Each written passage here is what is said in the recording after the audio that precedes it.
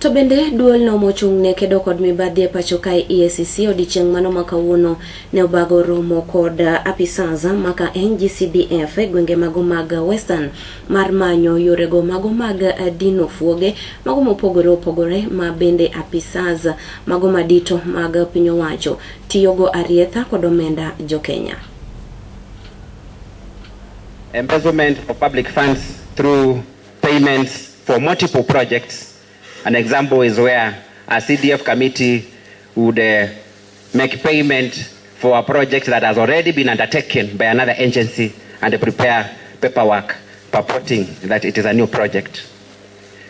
Also, bursaries given to ghost students with the effect that the paperwork indicates that the students exist, yet it is a mechanism of using those funds for one's benefit. We have payments for services that are not rendered or goods that are not supplied at all. We also have ghost projects, inflated costs of projects, and diversion of funds to other purposes that are not intended.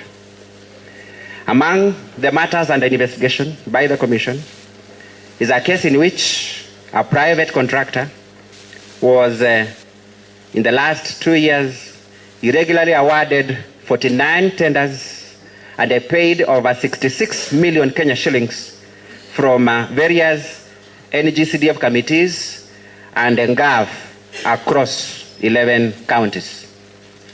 Ladies and gentlemen, none of the CDF committees that are represented here today is immune to these challenges. Accordingly, this workshop is essential and timely because it seeks to equip you with the skills and the knowledge that you require in order to perform your duties in a manner that exhibits the responsibility and the accountability envisioned under the Constitution. This you should do even as EACC continues to investigate the reported cases.